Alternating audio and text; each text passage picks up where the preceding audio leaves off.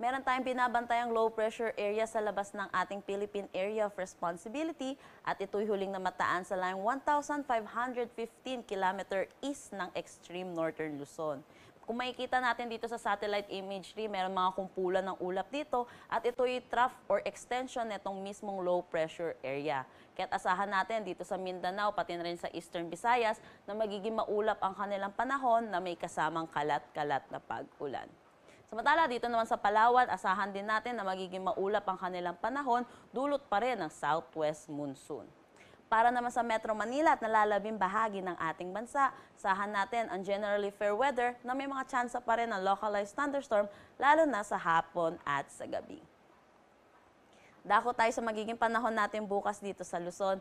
Asahan natin dito pa rin sa Palawan na magiging maulat pa rin ang kanilang panahon na may kasamang kalat-kalat na pag-ulan, dulot pa rin ng southwest monsoon. Para naman sa nalalabing bahagi ng Luzon, asama na ang Metro Manila, asahan natin na magiging mainit ang panahon na may mga tsansa pa rin ng localized thunderstorms. Dito sa Metro Manila, maglalaro ang temperatura between 26 to 32 degrees Celsius, Lawag 26 to 32, Baguio 17 to 24, Tuguegarao 26 to 34. Dito sa Tagaytay 23 to 30, Legazpi 25 to 31. Dito sa Calayan Islands at Puerto Princesa, maglalaro ang temperatura between 24 to 31 degrees Celsius. Para naman dito sa Visayas at Mindanao, dito natin sa eastern section, magiging maulap pa rin ang kanilang panahon, dulot pa rin itong trough or extension nitong low pressure area. Pero para naman sa nalalabing bahagi ng Visayas at Mindanao, sahan natin ang magiging maaliwalas ang kanilang panahon.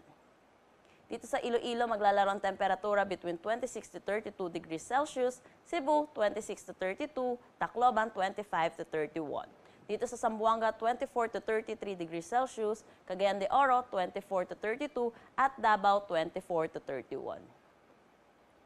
Wala naman tayong nakataas na gale warning sa anumang seaboards ng ating bansa. Asahan natin ang slight to moderate na kondisyon ng ating karagatan.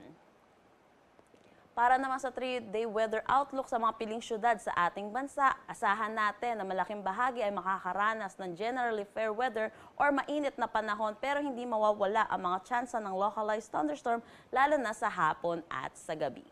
Dito sa Metro Manila, maglalaro ang temperatura between 25 to 32, Baguio 17 to 25, Legazpi 25 to 32, Metro Cebu 25 to 33, at Metro Davao 25 to 33 degrees Celsius.